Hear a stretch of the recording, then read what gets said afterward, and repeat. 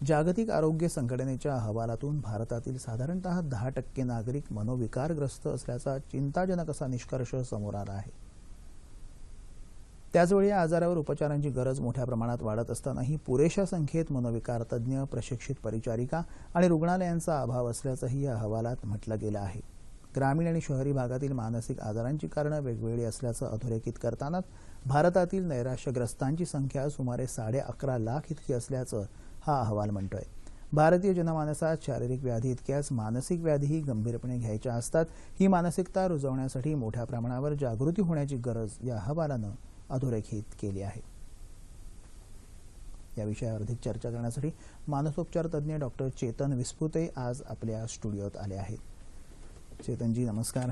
9:30च्या बातमीपत्रात आपलं मनपूर्वक स्वागत। आज जो अहवाल आपण काल प्रकाशित झाला जागतिक आरोग्य संघटनेनं, इतकी 10% नागरिक हे मनोविकारग्रस्त असतात, एक खरं तर खेदजनक चिंताजनक बाब आहे।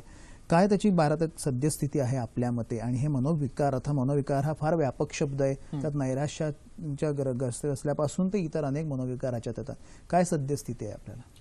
मनोविकारांचं जे प्रमाण आता सध्या दाखवण्यात आलेलं आहे, जे 10% आहे, हा एक सरकारी आकडा आहे।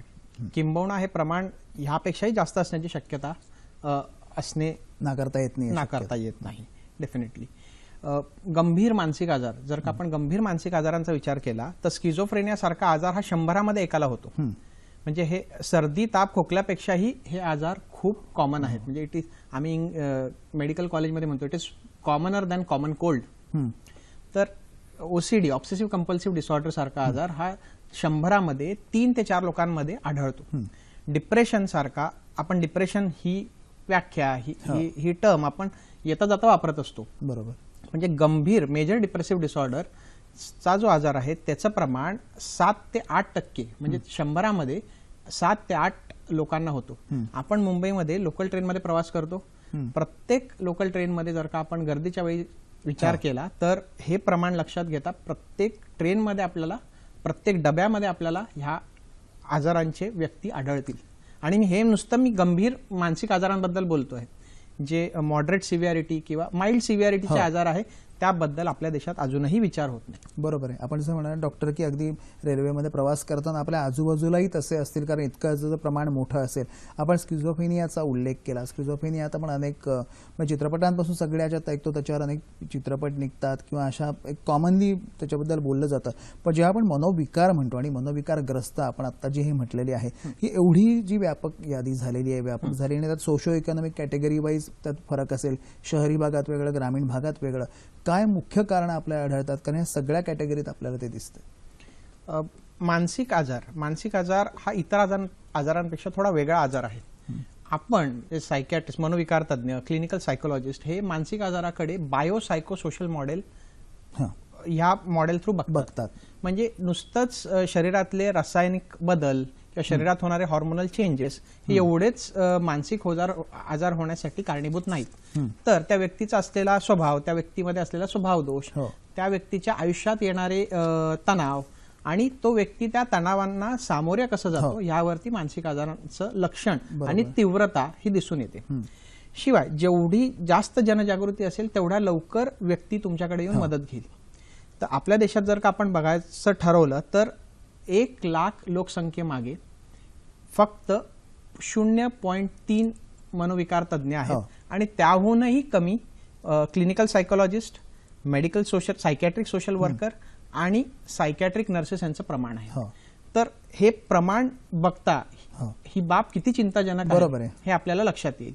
शिवाय आपल्या इथे ज्या खाटा आहेत मेडिकल कॉलेजमध्ये, जे अवेलेबल खाटा असतात, जे सोयी सुविधा ज्याला आपण इन्फ्रास्ट्रक्चर म्हणूया, त्याची देखील तीव्र कमतरता आहे। म्हणजे आपल्या देशामध्ये जवळपास 29 मेंटल हॉस्पिटल आहेत आणि काही जनरल मेडिकल हॉस्पिटल, म्हणजे आपले मेडिकल कॉलेजेसशी संलग्न असलेले सायकॅट्री डिपार्टमेंट, हे सर्व मिळून भारत देशासारख्या देशामध्ये फक्त 30,000 खाटा आहेत। ज्याचं प्रमाण हे अगदी म्हणजे 1 लाख लोकसंख्येमागे अतिशय कमी आहे हो, आणि नगण्य जरी म्हटलं तरी काय हरकत नाही. बरोबर आहे. डॉक्टर, आपण म्हणालात की इतकं व्यापक ह्याचं म्हणजे गंभीरता आहे, पण शारीरिक व्याधींबद्दल आपण जितके सजग असतो ते मनाला सुद्धा एक मशागतीची गरज असते. एक मन सुद्धा एक कुठल्या तरी गोष्टींनी त्याच्यावर सतत परिणाम होत असतात. ही बाब आपण अजूनही गंभीरपणे आपण घेत नाही आहोत. किंवा जसं आपण डिप्रेशन म्हणालात की परीक्षेच्या काळी एक अल्पशा का होईना दिवसांसाठी त्या विद्यार्थ्याला किंवा विद्यार्थिनीला डिप्रेशन येतं, नोकरी मिळत नसेल तर येतं, अशा प्रकारचे अनेक हे आहे. हे गंभीरपणे घेण्यासाठी अशी काय प्रभावी आपण काही मोहीम वगैरे राबवली जाण्याचं दिसतंय आपल्याला, की मन सुद्धा एक सगळ्यात महत्त्वाचा घटक आहे शारीरिक ह्याचा? निश्चितच मन आणि शरीर हे एकच आहेत. मनावरती परिणाम झाले तर शरीरावरती परिणाम होता, शरीरावरती परिणाम झाले तर मनावरती परिणाम दिसून येतात. याला आपण सायकोसोमॅटिक असोसिएशन असं म्हणूया. शिवाय या आजारांचं स्वरूप आपल्याला जर का कमी करायचं असेल तर जनजागृती हा योग्य पर्याय आहे. जनजागृती जर का आपल्या समाजात नसेल तर आपण ह्या आजारांवर मात करू शकत नाही. हे असं का? कारण की हे आजार इतर शारीरिक आजारांपेक्षा थोडे वेगळे आहेत. मला ताप आला किंवा तुम्हाला ताप आला, तुम्हाला त्याची जाणीव असते.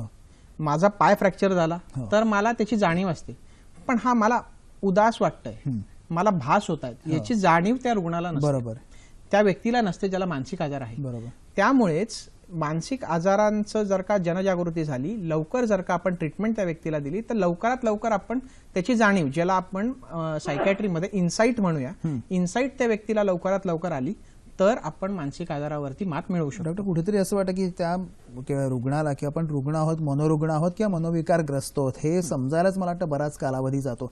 आणि कुठेतरी अशा सायकॅट्रिस्ट किंवा याच्याकडे आपण गेलो की आपल्या वेळं ठरवलं जाईल की काय या प्रकारचं एक ज्याला आपण एक टॅबू म्हणतो तो फार आपल्याला ती मानसिकता आपल्याकडे दिसते. तर अशा दृष्टीने त्यांनी काय करावं की कुठल्या प्रकारे त्याच्या, आणि त्यावेळी जेव्हा तो एखादा घरातला तरुण असेल, तरुणी असेल, जो नैराश्याच्या गर्तेत जातोय म्हणा, की आता ही जी आजचा जो अहवाल आहे ही खरं तर धोक्याची घंटा आहे, की मुळे आपल्या एका जागतिक संस्थेने केलेला जो अहवाल आहे एक धोक्याची घंटा सगळ्यांसाठी आहे. तर त्या याला सामोरं जाण्यासाठी कुटुंबाचं आणि समाजाचं इतर सहकार्य काय असावं? निश्चित फॅमिली सपोर्ट, सोशल सपोर्ट हा फार गरजेचा आहे. घरच्या लोकांनी जर का जास्त काळजी घेतली तरीही त्या व्यक्तीच्या मानसिक आरोग्यासाठी ती चांगली नाही. त्यावर बरेचसे चित्रपट देखील आलेले आहेत. त्या व्यक्तीला आपण निग्लेक्ट केलं, क्रिटिसाइज केलं, त्यावर नेहमी टीकास्त्र सोडलीत तरी देखील त्या व्यक्तीची रिकव्हरी होऊ शकत नाही, भलेही त्याला तुम्ही जगातली सर्वोत्तम औषधे द्या. बरोबर. हे आजार असे आहेत की औषधे, counselling, family support, vocational rehabilitation, social skill training, हे सगळ्यांचं जेव्हा आपण एक योग्य सांगड घालू तेव्हा यावरती आपण मात मिळवू शकू. हे झालं समजा कौटुंबिक पातळीवरती. आपण समजा एक पातळी वरती जाऊया. आता महाराष्ट्रातले सर्व सायकॅट्रिस्ट येत्या ऑक्टोबर महिन्यात 2ऱ्या आठवड्यात जागतिक मानसिक आरोग्य सप्ताह साजरे करणार आहेत. या जागतिक मानसिक आरोग्य सप्ताहामध्ये विविध कार्यक्रम राबवले जातात, जिथे लोकांना free medical camps, free medication, आजारांबद्दल असलेली माहिती, देखभालकर्त्यांसाठी काही योग्य माहितीही दिली जाते. तर लोकांनी नक्कीच त्यांच्या गावी, त्या शहरांमध्ये त्या सायकॅट्रिस्टच्या या जागतिक मानसिक आरोग्य सप्ताहाबद्दल फायदा घ्यावा. बरोबर. ही ज्याला मनोविकार आपण म्हणतो, मानसिक ताणतणाव, मग नैराश्य आणि मग तो मनोविकार, आणि त्याच्यात अत्यंत गंभीर म्हणजे ज्याला आपण मेंटल हॉस्पिटल म्हणतो तिथे ॲडमिट करण्यापर्यंत तिथले उपचार असतात. हे बदलती जीवनशैली हा एक लेबल आपण त्याला लावतो की धावपळ आहे, तणाव आहे, तणाव आयुष्याचा अविभाज्य घटक आहे. हे कितपत डॉक्टर खरं आहे का? हे अतिशय इंडिव्हिज्युअलिस्टिक आहे की प्रत्येक व्यक्तीवर ते अवलंबून असतं. आपण म्हणतो समाज मन एकसंध काही वेळा असू शकतं, पण ह्या जे आजार असतात हे काही वेळा बऱ्याचदा इंडिव्हिज्युअलिस्टिक असतात.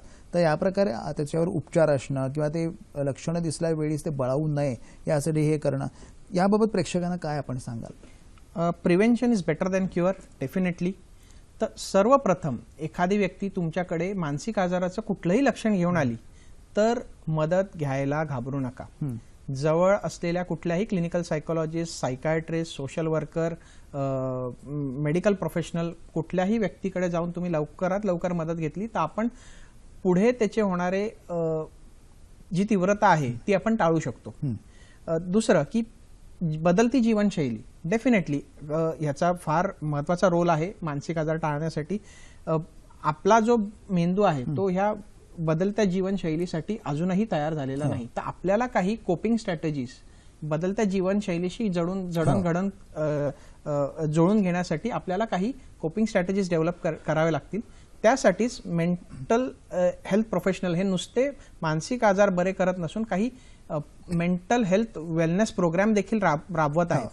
तर अशा बऱ्याच संस्था, NGOज, गव्हर्नमेंट हॉस्पिटल ह्यासाठी कार्यरत आहेत. त्याचा जर का आपण लाभ घेतला, जसं मी जाड झालो म्हणून मी जिम मध्ये जाईल असं नाही, तर मला फिटनेस ठेवायचा आहे, मला फिजिकली फिट राहायचं म्हणून मी जिम मध्ये जातो. तसंच मला मेंटली फिट राहायचं आहे, तर म्हणून मी खरंच म्हणजे माइंड कंडिशनिंग ज्याला आपण म्हणतो फार महत्वाचं. अगदी जाता आता डॉक्टर की पुरुष मनोरुग्णांची तर बऱ्याचदा फार हे होते, हाल होतात. या सर्व्हेमध्ये म्हटलेलं आहे महिला मनोरुग्ण किंवा मनोविकारग्रस्त आणि पुरुषा संख्येत किंवा असं काही एक स्टॅटिस्टिक्स विशेषतः आपल्याला आढळलेलं आहे आतापर्यंत. पुरुष आणि स्त्रिया म्हणजे स्त्रियांमध्ये डिप्रेशनचं प्रमाण जे आहे ते जास्त आढळलं आहे, किंवा schizophrenia, OCD obsessive compulsive disorder ज्याला आपण मंत्रचाळेपणा म्हणतो, ह्याचं प्रमाण पुरुषांमध्ये जास्त आहे. तर निश्चित असे काही स्टॅटिस्टिक्स आहे की काही आजार हे पुरुषांमध्ये जास्त आढळतात, काही हे स्त्रियांमध्ये जास्त आढळतात. शिवाय यांची जी देखभाल करण्यासाठी जे आपल्याकडे इन्फ्रास्ट्रक्चर आहे, ज्या सोयी सुविधा आहेत, स्त्रियांसाठी हे प्रमाण अतिशय कमी आहे. ओव्हरऑल मनोविकारांनी ग्रस्त असलेल्या व्यक्तींसाठी हे कमी आहे, स्त्रियांसाठी हे. त्यासाठी बरोबर आहे, मला वाटतं सरकारचेही प्रयत्न चालू आहेत, निधी असेल बाकी काही असेल, पण जसं मी म्हटलं ही धोकादायक घंटा आणि वेळीच त्याच्यावर आपण हे केलं पाहिजे. डॉक्टर आज 9:30च्या बातमीपत्रात सहभागी झाल्याबद्दल मनपूर्वक धन्यवाद. धन्यवाद.